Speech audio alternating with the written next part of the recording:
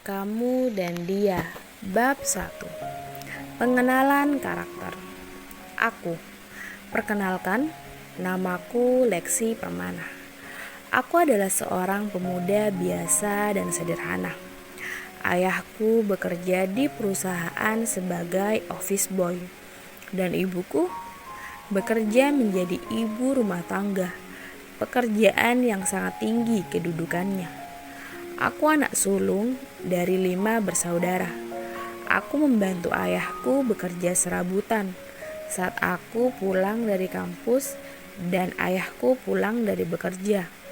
Apapun akan aku lakukan agar keluarga kecil kami bisa makan untuk sehari-hari. Kamu. Perkenalkan, namaku Sandra Putri Cantika. Aku adalah seorang mahasiswi baru di salah satu universitas di Yogyakarta. Aku anak bungsu dari 2 bersaudara. Aku mempunyai kakak perempuan yang sangat pintar, dan dia telah menikah dengan kekasihnya dan dikaruniai 1 orang anak. Aku tinggal bersama ibuku karena ayahku telah lama meninggal, mungkin saat aku masih SD. Aku pun lupa kapan itu terjadi. Aku gadis culun dan periang, dan aku juga bisa cuek dikala bersama orang-orang yang tidak aku kenal. Dia. Perkenalkan, namaku Andika Permana Putra. Teman-temanku selalu memanggilku dengan nama Andik. Aku anak tunggal dari seorang pengusaha Pertamina dan batubara. Harta orang tuaku tidak akan habis 7 turunan. Aku bersahabat dengan Lexi sejak aku masuk semester 2. Aku mempunyai segalanya, tapi orang-orang hanya mau berteman denganku tidak lain karena uangku. Tapi tidak dengan Lexi. Dia tulus bersahabat denganku. Bab 1. Suatu hari yang cerah, Lexi sedang duduk-duduk di sebuah taman. Tiba-tiba sahabat Lexi yang bernama Andika datang menghampiri Lexi. Dia membawa selembar foto berukuran 4R. Kisah sahabat Lexi ini mirip cerita dongeng, yaitu Jakatarup yang mengambil selendang milik seorang bidadari. Tapi yang kali ini dia curi adalah selembar foto. "Lex, sendirian aja nih kamu," ujar Andika. "Iya nih, aku menunggu Erwin, kami ada janji," ujar Lexi. "Aku duduk ya." "Duduk mah duduk aja, jangan formal deh sama aku," ujar Lexi tertawa. "Lex, aku jatuh cinta nih melihat wajah dalam foto ini," ujar Andika. Lexi tertawa mendengarnya. Pasalnya, Andika tuh seorang cowok yang sering gonta-ganti cewek, dan dia tidak pernah bertahan dengan satu cewek saja dan akan putus selama 3 bulan saja. "Foto siapa itu?" tanya Lexi. Lexi pun menatap foto tersebut. Foto seorang gadis cantik yang memakai kemeja putih dan rambutnya dikepang 2 dan diberi pita kuning di ujungnya. Di bawah foto tersebut juga terdapat tulisan Ospek Universitas A Yogyakarta Agustus 2001. "Boleh aja kok mencintai seseorang," ujar Lexi. "Tapi aku ingin lebih dekat dengannya. Kalau bisa, aku ingin memilikinya," ujar Andika. "Milikin apa dulu nih, fotonya atau orangnya?" ujar Lexi. "Kalau bisa sih dua-duanya," ujar Andika. "Bukankah sangat mudah untuk kamu mendekati seorang wanita?" tanya Lexi. "Tapi tidak dengan gadis ini," ujar Andika. "Udah, jangan sedih. Mana nih Andika yang playboy? Masa nyerah gitu aja sama gadis ini?" ujar Lexi meledek Andika. "Ah, kamu jangan memojokkanku, Lex. Kamu pikir aku bodoh? Ujar Andika. Iya, kamu tuh bodoh. Masa seorang Andika, maksudku Sultan Andika bisa dengan secepat itu menyerah sebelum mencoba? Coba aja dulu dekati gadis itu, ujar Lexi. Entahlah, aku capek sama kamu, ujar Andika. Hehehe, aku bercanda dik. Bahkan aku salut padamu. Bisa langsung jatuh cinta hanya dengan melihat fotonya saja. Oh iya, ngomong-ngomong, foto gadis itu gadis yang kehilangan foto saat ospeknya bukan? Jadi kamu yang mengambilnya selama ini, ujar Lexi menginterogasi. Ya begitulah, ujar Andika. Flashback on. Suatu hari yang sangat cerah di Universitas A di kota Yogyakarta. Tengah diadakan ospek untuk mahasiswa-mahasiswi baru di sana. Lexi sedang menjalankan bisnis kecil-kecilnya. Dia menjadi tukang potret keliling. Lexi melihat ada segerombolan peserta ospek di salah satu taman di universitas tersebut. Lexi pun mendekat dan menawarkan jasa potretnya untuk memotret peserta ospek itu. Dan ternyata antusias mereka sangat tinggi. Selamat siang adik-adik semua. Maaf, Mas mengganggu waktu adik. Apa ada yang ingin Mas potret sebagai kenang-kenangan ospek kalian? Ujar Lexi menawarkan jasanya. Nanti bayarnya mahal, ujar salah satu wanita di sana. Tenang dek, bayarannya murah kok, tapi hasilnya gak murahan. Pasti bagus hasilnya, ujar Lexi. Baiklah, saya mau mas, soalnya saya mau mengirim ke orang tua saya dan kakak saya di kampung, ujar Sandra. Kampungnya di mana dek? Tanya Lexi. Jauh mas, ujar Sandra. Iya, jauhnya di mana? Di Sumatera mas, ujar Sandra. Kalau di Sumatera sih deket dek, kecuali di Belanda atau di Swiss. Nah, itu baru jauh, ujar Lexi sembari mempersiapkan perlengkapannya.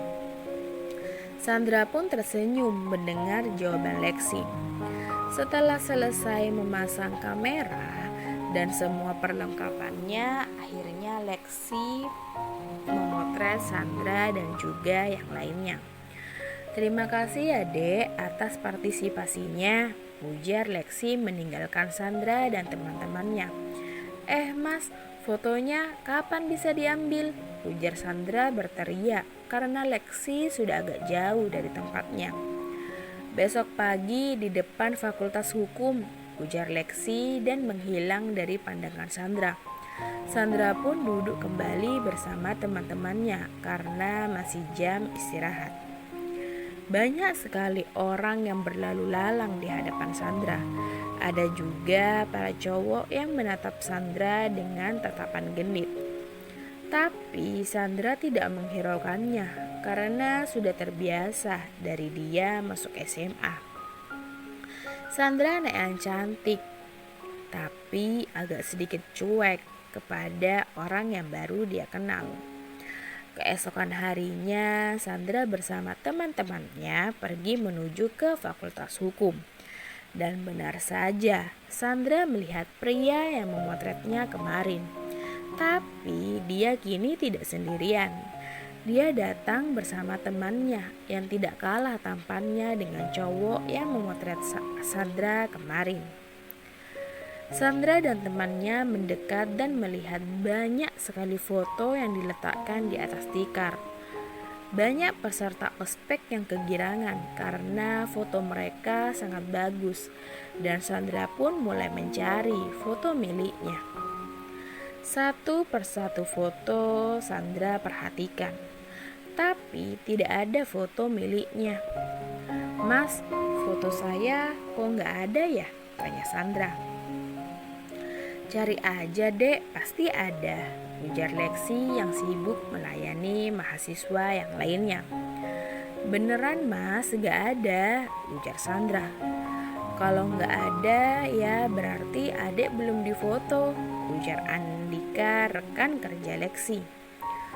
Udah kok mas, saya sudah difoto kemarin, ujar Sandra. Kalau sudah difoto, pasti fotonya ada di tumpukan foto-foto ini dek, saut Andika. Beneran mas, saya sudah difoto, ini teman saya saksinya, ujar Sandra. Begini aja, biar adek saya foto lagi, dan besok hasilnya saya kasih ke adek, ujar Andika tersenyum kepada Sandra. Gak usah, udah gak minat, ujar Sandra menarik lengan Dian dan mengajak Dian untuk pergi. Tunggu San, aku masih mencari fotoku nih, ujar Dian. Beberapa saat kemudian, Dian pun menemukan foto miliknya. Yeay, fotoku ketemu, bagus ya, ujar Dian yang menunjukkan foto dirinya kepada Sandra. Bagus, tapi orang yang enggak, ujar Sandra kesal. Yeay, sewot, udahlah, tinggal foto lagi aja, apa susahnya sih, ujar Dian. Ya kesel lah, foto yang lainnya ada, kenapa foto aku aja yang gak ada, kan heran, ujar Sandra. Ya keselip atau filenya rusak kali, atau masnya lupa mencetaknya, ujar Dian. Udahlah, aku males membahasnya, aku kecewa dan tidak akan ada foto kenangan ospek untuk keluargaku, ujar Sandra. Udah, gak usah dipikirin deh, ujar Dian merangkul pundak Sandra. Mereka pun berjalan menuju kelas mereka. Kamu kan masih bisa foto lagi. Tadi udah ditawarin tuh. Kalau foto kamu hilang apa boleh buat. Namanya juga manusia. Sesekali kan bisa lupa. Foto kamu mungkin tercecer atau filmnya rusak atau wah pokoknya banyak deh kemungkinannya, ujar Dian. Tapi kenapa cuma fotoku yang hilang? Apa mungkin ada unsur kesengajaan? Ujar Sandra kesal. Hehehe, kamu kayak detektif aja, santai aja lah, ujar Dian. Sandra pun sudah tidak menjawab Dian lagi. Sandra benar-benar bingung dan resah. 2 hari setelah ospek selesai, Sandra menerima telepon dari kakaknya. Katanya kamu mau ngirim foto ospek kamu dek, ujar Kak Putri kakak Sandra. Gak jadi, ujar Sandra singkat. Kenapa gak jadi? Sudah ada belum? Aku pengen lihat rambutmu dikepang 2, ujar Kak Putri. Supaya kelihatan lucu ya, ujar Sandra cemberut. Bukan begitu dek, ospek itu kan, ujar Kak Putri terpotong. Kenangan indah, iya kak, aku sudah tahu, ujar Sandra memotong pembicaraan Kak Putri. Nah itu kamu tahu. Masalahnya aku tak akan punya foto ospek. Loh kok bisa? Gak tahu, kata yang motret sih hilang, ujar Sandra dengan suara lirih. Kok bisa hilang? Aku juga nanya gitu kak sama yang motret, kok bisa hilang? Tapi dia, sudahlah kak, aku malas membahasnya. Biarin aja deh, aku gak punya foto ospek itu. Gak akan membuatku sekarat dan meninggal juga kan, ujar Sandra. Ih, kamu ngomongnya, ujar Kak Putri tertawa. Kan sayang dek, kamu gak punya foto kenangan ospek. Tapi sebetulnya bisa disiasati kok. Coba deh kamu berdandan kayak ospek, lalu difoto. Gampang kan? Ujar Kak Putri memberikan saran kepada Sandra. Iya deh, lalu fotonya diikutin lomba putri ospek deh, ujar Sandra sembari tersenyum terpaksa. Kak Putri pun tertawa lagi. Kak Putri mengajak Sandra membahas mengenai keluarga di kampung, agar Sandra tidak terlalu memikirkan foto itu. Sekitar 10 menit kemudian, Sandra pun mengakhiri pembicaraannya. Lalu Sandra bergegas ke kamarnya karena hari sudah malam. Di kamar Sandra, Sandra tinggal di asrama putri dan sekamar dengan Suci. Sandra menemui Suci yang tengah memerhatikan selembar foto yang dibingkai dalam sebuah figura. Diperhatikan, foto itu ternyata foto ketika ospek yang tersenyum cerah dengan rambut dikepang dua.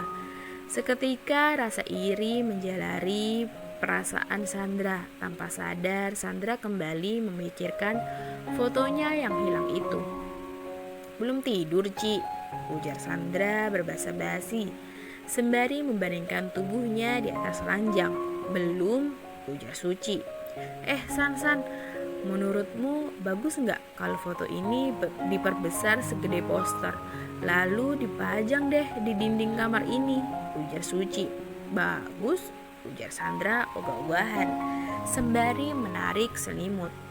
"Atau gimana kalau dilukis aja? Di sini kan banyak pelukis kaki lima, pasti hasilnya lebih bagus deh," ujar Suci. "Bagus juga," ujar Sandra. "Biayanya kira-kira berapa ya?" ujar Suci. 10 juta, ujar Sandra secara spontan.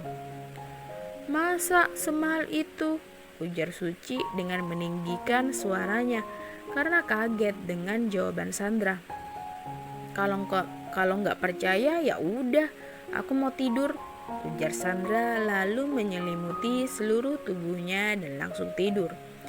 Sandra malas meladeni pertanyaan-pertanyaan Suci karena itu mengingatkannya kepada foto yang hilang itu. Sandra ingin sekali melupakan semua pembicaraan mengenai kenangan ospeknya. Tapi masalah foto yang hilang itu terus berlanjut sampai di kampus. Teman-teman Sandra sibuk memanasi Sandra karena mereka bercerita tentang hal-hal seram mengenai kebiasaan cowok yang sering menggunakan foto cewek untuk bertujuan tidak baik. "San, gimana kalau fotomu itu sengaja mereka ambil?" ujar salah satu teman Sandra. "Buat apaan coba?" ujar Sandra. "Buat mengguna-gunai kamu lah, atau pelet, santet juga mungkin, atau mungkin juga," ujar teman Sandra terpotong. Sudah, jangan membahas itu lagi," ujar Sandra dengan jengkelnya. "Aku gak mau pusing mikirin foto itu lagi ya. Aku sudah menganggap itu selesai. Titik," ujar Sandra menuju ke mejanya. "Tapi kalau terjadi sesuatu terhadapmu akibat penyalahgunaan foto itu kan kamu juga yang repot. Kamu kan belum kenal siapa yang motret kamu, apa pekerjaannya, di mana rumahnya, berapa nomor ponselnya," ujar teman Sandra yang mengikuti Sandra ke meja Sandra. "Ngawur," ujar Sandra memayungkan bibirnya. "San, aku cuma memberi gambaran sama kamu," ujar Tina menyentuh pundak Sandra. "Masa?" ujar Sandra. "Sebagai teman, ya walaupun masih teman baru sih, aku gak rela kamu menghadapi masalah gara-gara fotomu dihilangkan oleh 2 oknum cowok yang belum jelas identitasnya. Kamu ngerti kan maksudku?" ujar Tina. "Tapi bisa aja kan fotoku rusak atau lupa dicetak," ujar Sandra.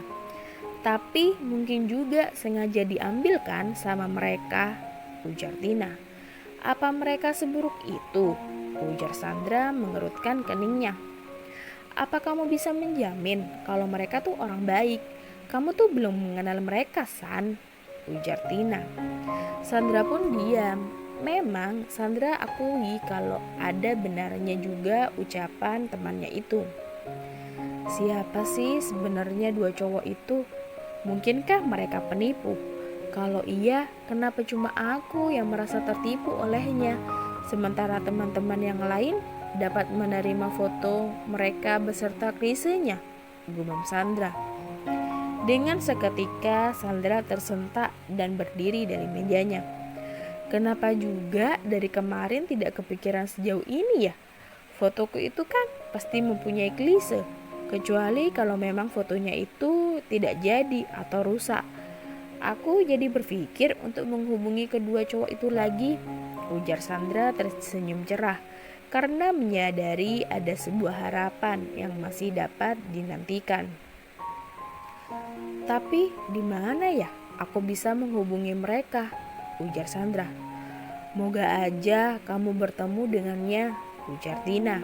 Dan mereka pun mengikuti mata kuliah hari itu. Keesokan harinya, tanpa sengaja Sandra bertemu dengan cowok yang dulu memotretnya. Sandra terpesona akan ketampanan Lexi, dicampur begitu bahagia saking kegirangannya ingin menanyakan tentang klisenya. Dan Lexi pun menatap Sandra. Mas, permisi, Mas yang motret saya kemarin kan? Ujar Sandra. Iya dek, ada apa? Ujar Lexi tersenyum kepada Sandra dengan sangat ramahnya. Gimana, adek mau difoto lagi? Ujar Lexi. Saya cuma mau nanya mas, dulu foto saya kan hilang, apa klisenya masih ada ya? Tanya Sandra. Gimana ya dek? Agak bingung sih sebetulnya, semua klisenya sudah disatuin dengan foto masing-masing. Jadi kalau fotonya hilang, kemungkinan besar kecilnya juga hilang. Tapi coba deh adik tanyain sama Andika, siapa tahu ada klise yang masih dia pegang, ujar Lexi. Andika? Tanya Sandra kebingungan karena dia tidak mengenal siapa itu Andika. Sandra pun mengerutkan keningnya. Andika siapa ya mas? Tanya Sandra. Itu loh dek, temanku yang ikut memotret juga, ujar Lexi. Oh dia, ujar Sandra manggut-manggut sembari mengingat cowok itu.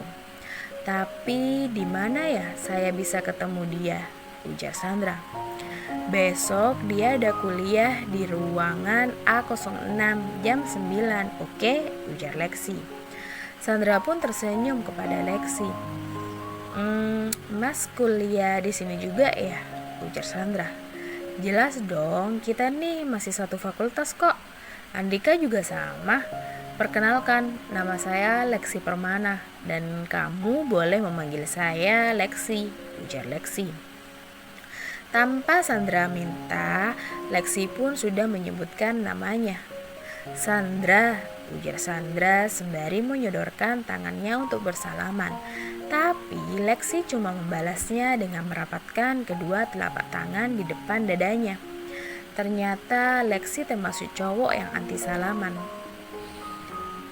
Sandra, nama yang unik, ujar Lexi tersenyum. Sebenarnya nama saya Sandra Putri Cantika mas, dan teman-teman lebih sering memanggil saya Sandra, ujar Sandra. Oh begitu, ujar Lexi. Sandra pun memanggutkan kepalanya. Mas jurusan apa? Ujar Sandra. Mas jurusan manajemen dek, ujar Lexi. Sama dong mas, udah semester berapa? Tanya Sandra. Udah semester 5, ujar Lexi. Udah nyusun skripsi dong, ujar Sandra yang terlihat sangat akrab dengan Lexi. Belum, moga aja tahun ini ya, ujar Lexi tersenyum.